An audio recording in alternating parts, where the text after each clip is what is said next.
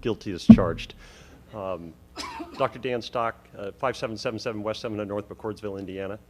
To address your comment about, gee, it's hard to believe we're 18 months into this and still having a problem, and I would suggest the reason we still have a problem is because we're doing things that are not useful, and we're getting our sources of information from the Indiana State Board of Health and the CDC, who actually don't bother to read science before they do this. I'm actually a functional family medicine physician. That means I am specially trained in immunology and inflammation regulation, and everything being recommended by the CDC and the State Board of Health is actually contrary to all the rules of science.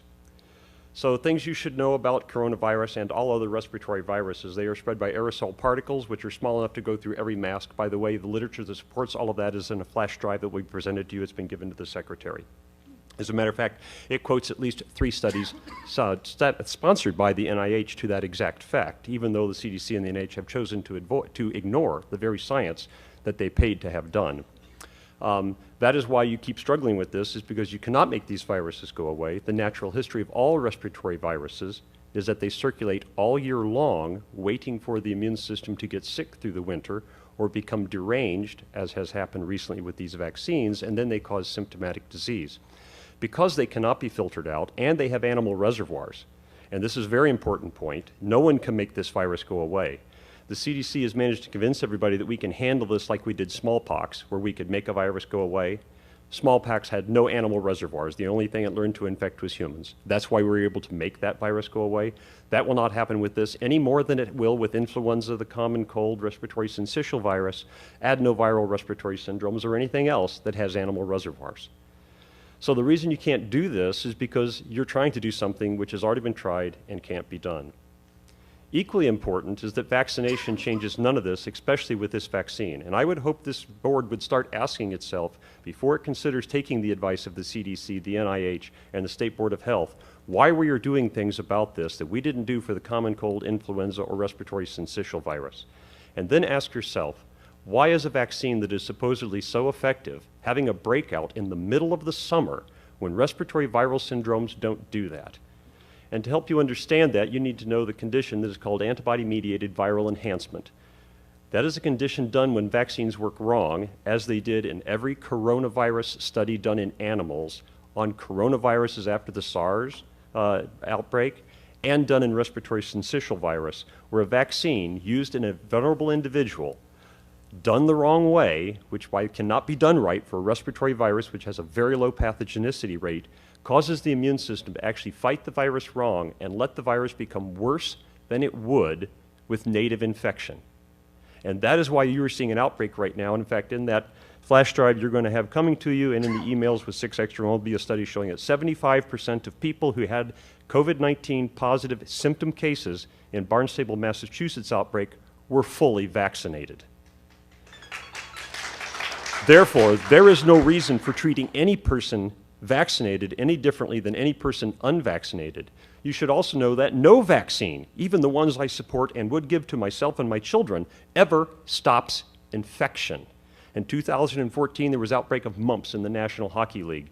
The only people who came down the symptoms were the people who were unvaccinated or unknown vaccine status. Boy, that sounds like a great argument for vaccines. But a question that you should ask yourself, knowing that half of the people who came down with symptomatic disease had no contact with an unvaccinated or unknown vaccine status individual, where did they get the disease?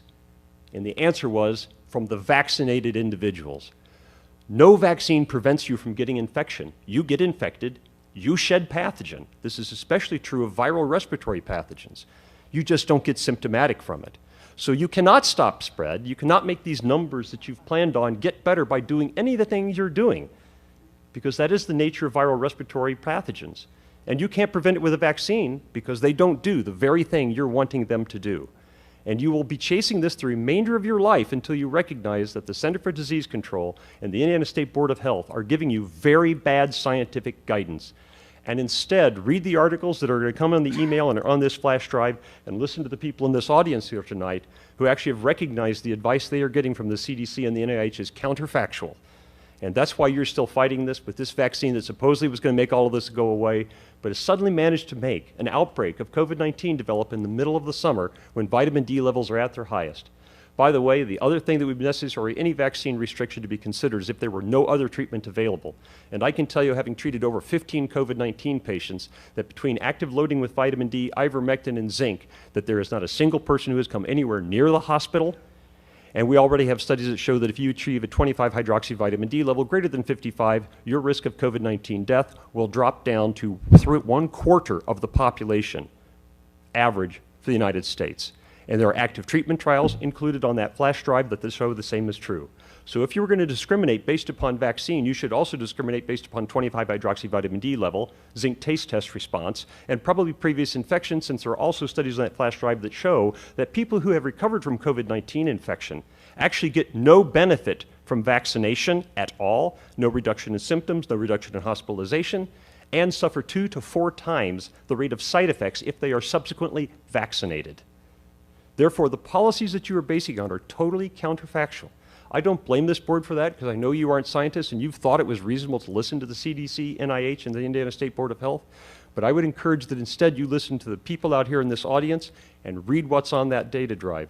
And if anybody here in this board has any questions about anything on that, I will happily come back and sit with you individually if you would like to explain the science behind this. And if you're worried about being sued by somebody because you don't follow the guidance of the CDC and the NIH, I will tell you have a free pro bono expert testimony at your disposal. I will testify in defense of this board, turning down all these recommendations for free at any time in any court. Thank you.